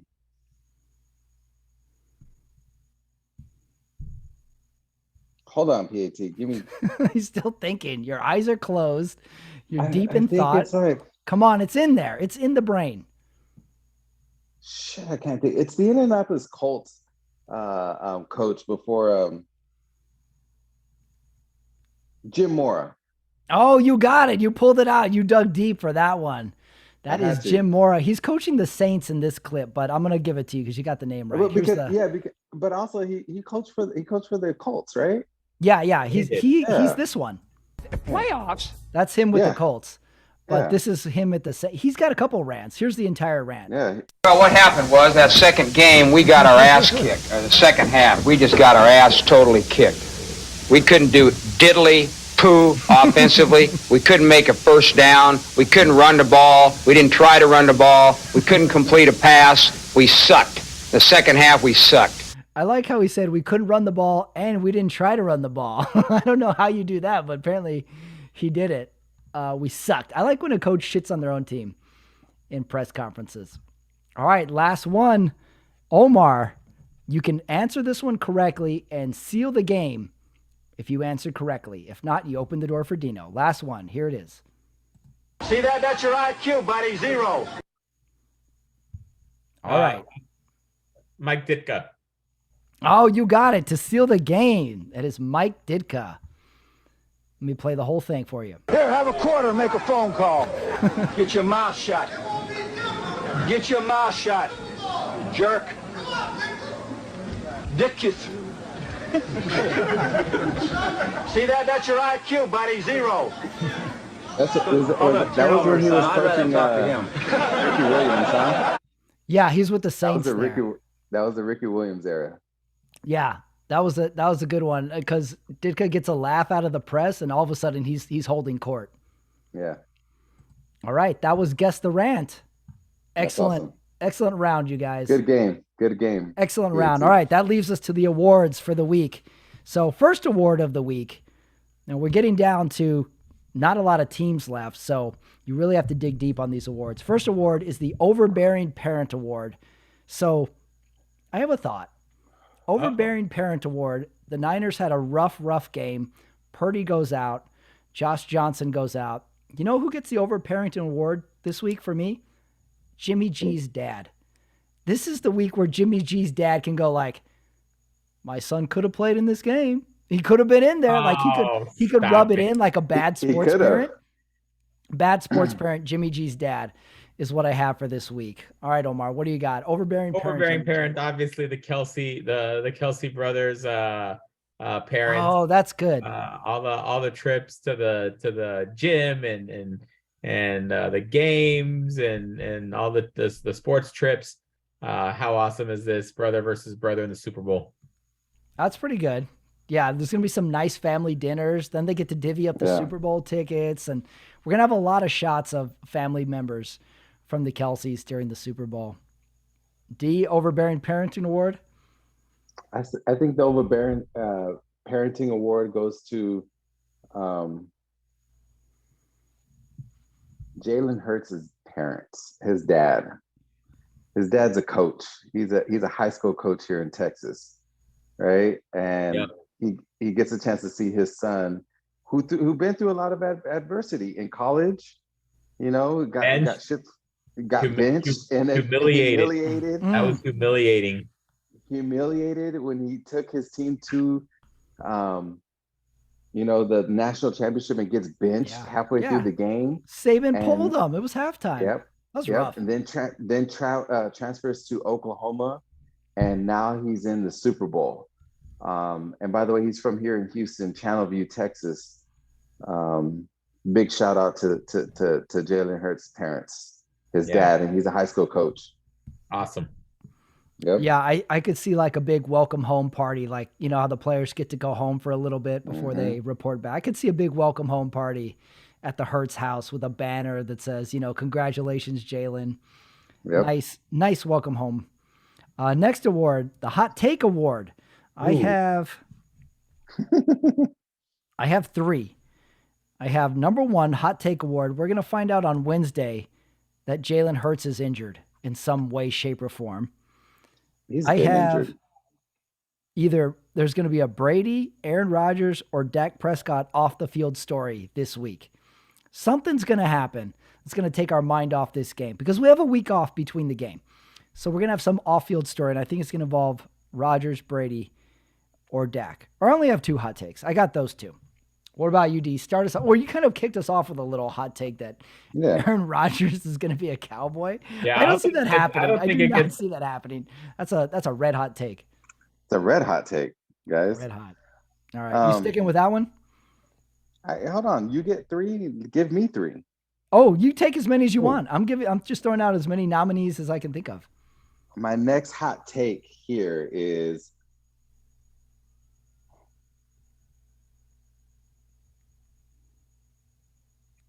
I can't think of any right now. Yeah, like if you want three, you got to get to two first.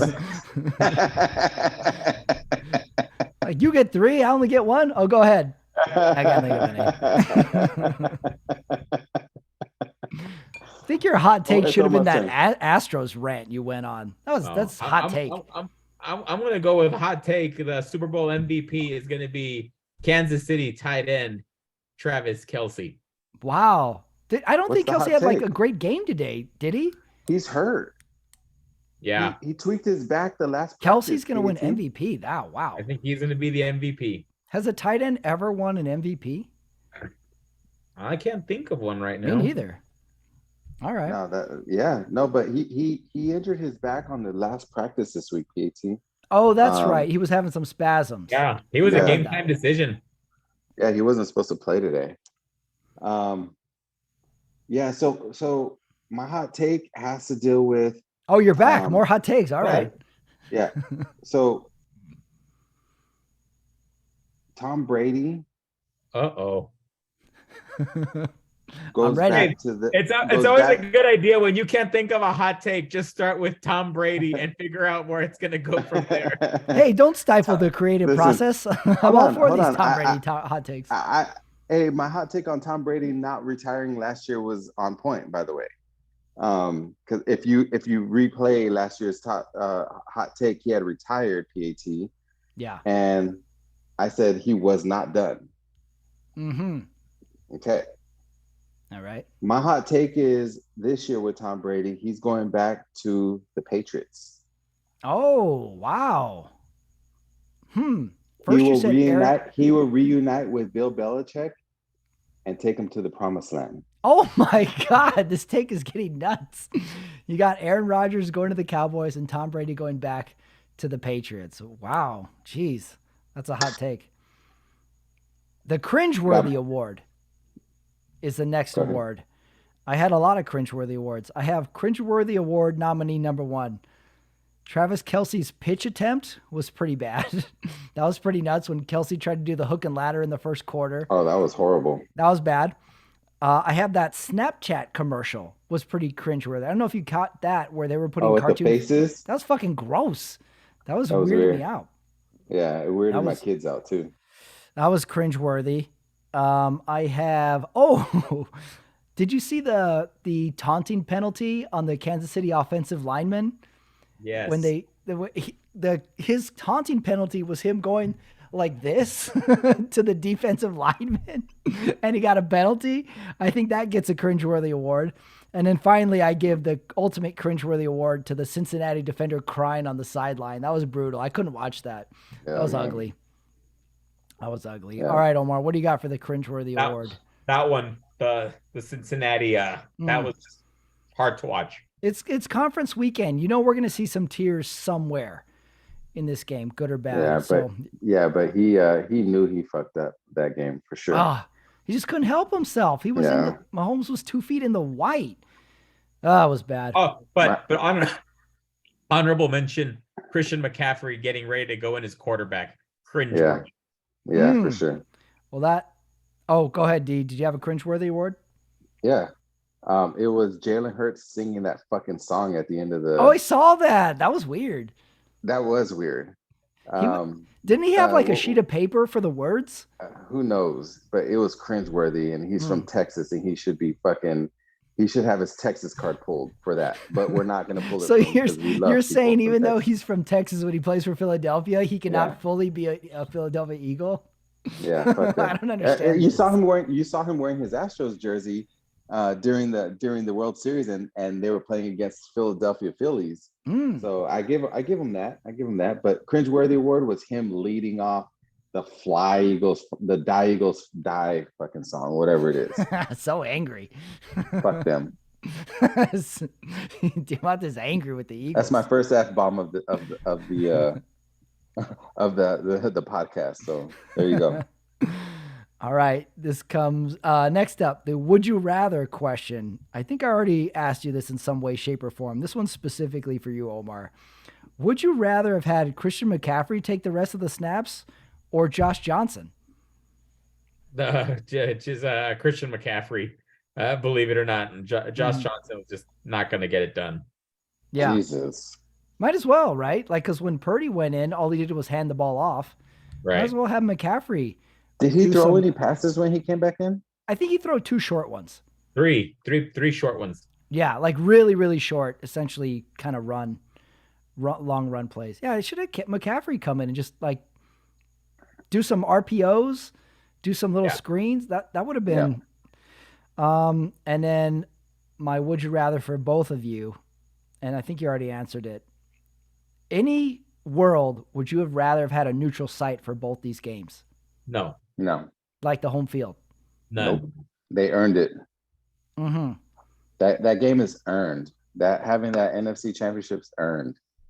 So home field for whoever earns it, for sure. Okay, you're on the home field.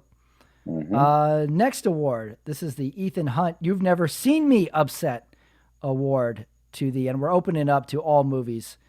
The Tom Cruise movie that most represents this week in the NFL. I got a Tom Cruise movie and I have a non-Tom Cruise movie. When it comes to the Philadelphia-San Francisco game, I'm going to give it to the Predator, because in the Predator, everybody gets killed. And essentially in this game, everybody got injured. Like every other play, somebody's going down with some injury. So I'm going to go the Predator. And then for my Tom Cruise movie, sticking with Philly, San Francisco, I'm going to go Mission Impossible 1, mainly because of that one scene where Tom Cruise is on the phone with John Voight and he goes, "How's the mission?" And Tom Cruise just goes, "They're all dead." And he just yells it in the phone. and that was San Francisco, everybody getting injured. All right, Omar, this is a tough week. Who's your movie go to? Because of all the injuries and all these off-season questions for a lot of teams, I want to go with Jerry Maguire. As an agent, it's going to be a very, very busy off-season this year. Oh, Jerry Maguire, not bad. Wheeling and dealing this off-season. D, what's your movie? Days of Thunder. Oh, I like that movie. So Days of Thunder because, Tom Cruise he's on this game and then he gets kind of knocked out and they think he's gone, he's done. And then he comes back as the winner that he is. That's Patrick Mahomes. Oh yeah. Tom Cruise has to come back. Yep. In that movie from getting concussed or something. Yeah, he had a concussion. He had a concussion in that movie. So not that he had a concussion, but people were saying that his Burrowhead and the Bengals owned the Chiefs, and he had to show them who was real, who was the real chief, right? So Days of Thunder is my movie. Man, now you make me want to watch Days of Thunder. That's a good movie. It's a good movie. When's the last time you saw that movie, Omar? Days of Thunder. It's been a while, so I'm going to need to see it soon. Man, that was like the ascension of Tom Cruise. We're like, hey, this guy's a badass. Yeah. He's going to be in our lives That- for a long time. That was the beginning of him and Nicole Coleman. What's her name? Kidman. Yep, Kidman. Yeah. That Yeah. was the Were they beginning of married their, like, at series, that point right? in that movie, or did they get married think- after? I don't know. I think they got married after that. I think that was the first movie that they made, and then they started, getting married, and then they started doing movies after that. Wow. That movie's very important to American pop culture then. There you go. Last question. Who won the week? I have 4 nominees for this one. I have the Pro Bowl won the week. I never seen so many ads for the Pro Bowl. Yeah. I have the AFC won the week. Mahomes' ankle. And finally, the 3-man combination of Mahomes, Burrow, and I'm going to throw Christian McCaffrey in there. They all played super hard in these games. Yeah. Those 3 won the week. What do you think, Omar? Who won the week? To counter your entertainment of the idea of a neutral site conference championship, I will say home field advantage won the week in the NFL. That's good. Arrowhead Stadium was rocking. Yeah, it was loud. So they shut him down a little bit. It was so loud that it was even hard on Mahomes at some Yeah. points in the game when he had the ball. So was the so league. loud. So was Philadelphia. Philadelphia was loud too. Mhm. Yep. What about you, Diamante? Who won the week?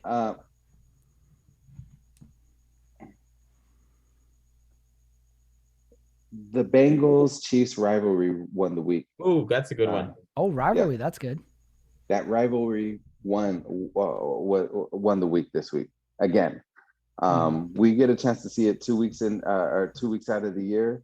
It won. Like, it doesn't disappoint ever. That game is always a battle between those two guys, and I love it. Can't wait to see this for seasons on seasons. Yeah, I hope so. There's so much talent. All right, that leaves us to the Sunday night questions, usually the Monday night, but now they're the Super Bowl questions. I only have 2 this week. Only 2, so let's hit it. First question. Is this the matchup, Super Bowl matchup, that we should have got? Start with you, Omar. Philadelphia, Kansas City. Is this the matchup we deserve? I mean, no. I think that we're a lot of fans are disappointed, but hey, look, we gotta respect. We have to respect Mahomes. The dominance in the AFC, and now a tough Eagles team. So I'm okay with the Super Bowl, but I could think of a lot of other combinations I would have wanted to see. Clearly, I understand. Me too. That. Well, between I the Final Four, though, this is the matchup. Should we have had San Francisco, Cincinnati? No. Is that what you're saying? That'd have been a big 80s matchup, right? That's what I wanted. What do you have against the 80s? I'm just asking. Like, Boomer Esiason just brings back, Boomer Esiason, Collinsworth, right? Oh, yeah. Tim Crumry. Montana. That was the dawning of the Montana dynasty. Was that a goal line stop? Yeah. A game? Oh, yeah. you're right. I totally forgot about the first one. Yeah. First Bengals Niners. Question number 2. I don't get a chance to answer that question. Come on. Now. Oh, sorry. I thought you were done. Go ahead.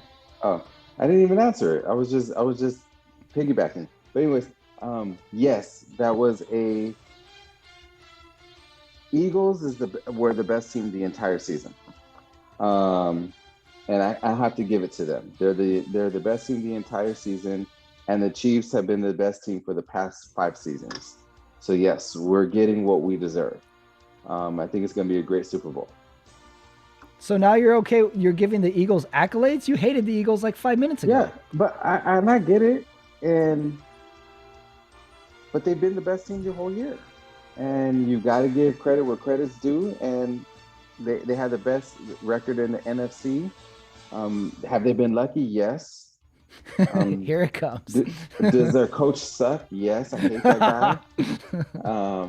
But they've been balling, and they're the best team, and they deserve to be there. So we got the Super Bowl that we deserve. Chiefs Eagles going to be a good Super Bowl. All right, question number 2. Does Mahomes have to be 100% to have a chance in the Super Bowl? No, you No. say an 80% Mahomes is enough. Yeah, he's better than 100% Jalen Hurts at 80%. Easy. Omar, you agree? I could see. That argument doesn't give me heartburn. So yeah, I agree with that. So it sounds like we're all agreeing that Kansas City's the favorite in this game. I think they should I be. think they should be. Okay. Yeah, me too. I'm surprised that they came out as an even game. Yeah, I I don't think know that why line that will is. change during the week, though. Yeah, I do see it going Chiefs at least -2.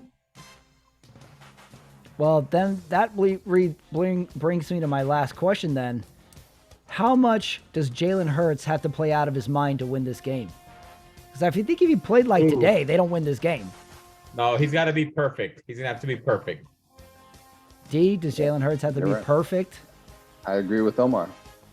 Wow. He has to be perfect. Yeah, like if he played like today, like you said, that's game over. Mahomes will eat him up. Yeah. All right.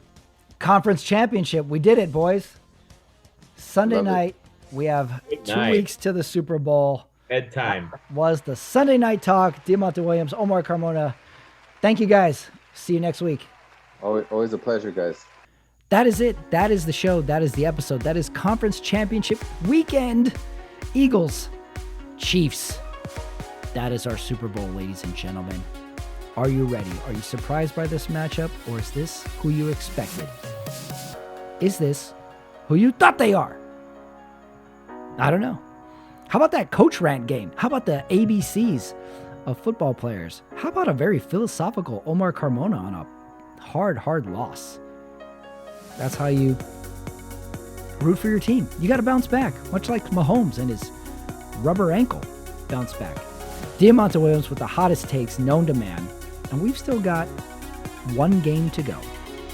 Don't forget, if you're new to the channel, if you're new to Running Back, give it a subscribe. All my videos are up there. Stand-up clips, interviews, and my movie review show as well. Help the channel out, everybody. Give it a subscribe. You'll enjoy it. We've got a Super Bowl on our hands. We've got a couple shows to go for the season of the Sunday Night Talk. I hope you enjoyed it. I will see you next week.